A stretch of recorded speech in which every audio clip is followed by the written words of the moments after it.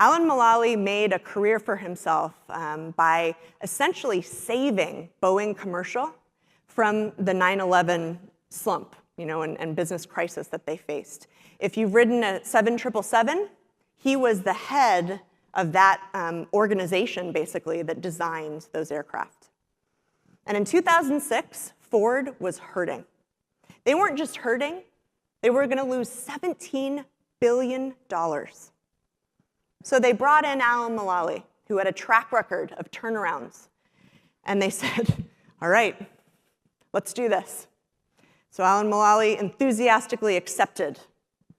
And in his first news conference, there were reporters everywhere, car reporters, people from the national media, obviously.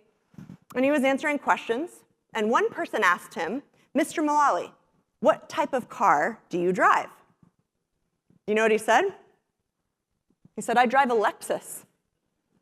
It's the finest car in the world. So what did that tell us?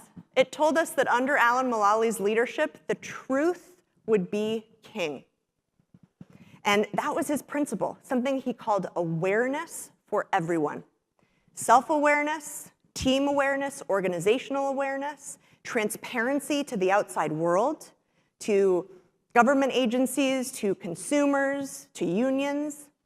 And so that's how he led this organization. So I want to tell you about one particular activity that he engaged in that really was the beginning of Ford's turnaround. So he called these the BPR, the Business Process Review. And it was a weekly meeting with him and all of his direct reports. It was about 12 people. And they would get in a room, and they would review 320 metrics that were critical for business success. And what he had them do was, if the metric was on track, it would be green. If it had potential problems, it would be yellow. If it had definite problems, it would be red. So he doled out these instructions before the first BPR. Everybody kind of came in the first day. They were all nervous. They had these big 2-inch high binders with them. And they sat down, and they had their first BPR. There was just one problem. Every slide that every executive presented in this meeting was what color? Green.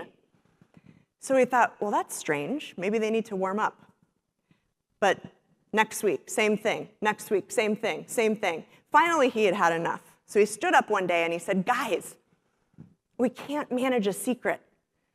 So we're going to lose $17 billion this year. Are you sure there isn't anything that isn't on track? Maybe just one little thing? And the executives looked at him with profound fear in their eyes. And that was Ford's culture. It was individual advancement, saving one's own self at the expense of others. And so the truth was kind of subsumed under all of that. But he said, please, just tell me the truth. More green slides.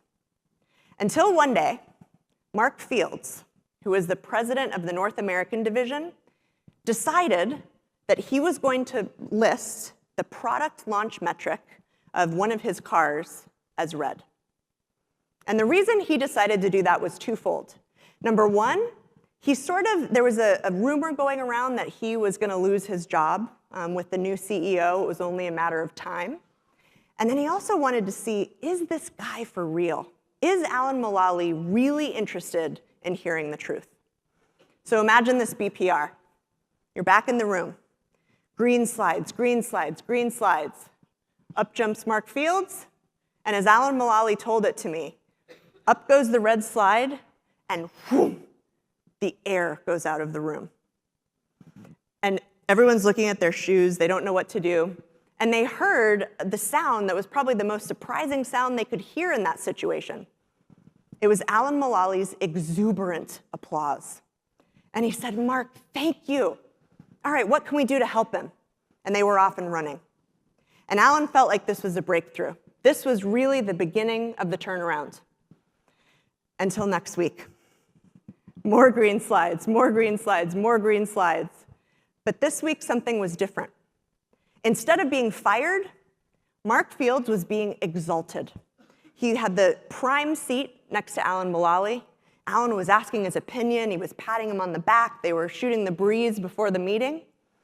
And apparently that was the proof the executives needed to bring them to the table. Now, there was a lot of hard work that was done after that, but in the way he tells it, Alan Mulally says if there was one moment in the transformation of Ford that really started us off, it was that moment when we started telling each other the truth. So they were on, forgive me, the open road to self-awareness. Everyone knows this story, don't you? In less than 5 years, Alan Mulally, under his leadership, took Ford from $17 billion of losses to $20 billion in profit. And he attributes that success, first and foremost, to awareness for everybody. Pretty powerful example. So I tell you this story really to illustrate what we've found to be the 3 building blocks of team self-awareness. And you can see each of them in the story. A leader who models the way. That was so important for him to walk the talk, to tell the truth, to hear the truth. And then there needs to be a safety amongst the team. You guys are probably familiar with all the research Google has done around this. The idea of psychological safety is one of the most important predictors of team effectiveness. And part of that is because of its influence on self-awareness. And then last but not least, you need an ongoing process to stay self-aware. Think about the times when your team has had a really good breakthrough meeting where everybody puts the issues on the table. You need to design a process to get that at every meeting. So team self-awareness is a big term. There are many facets to it. But what I want to do is give you one tool that will help you start on the path. And the tool is to help you and your team be honest about the individual contributions that each team member is making.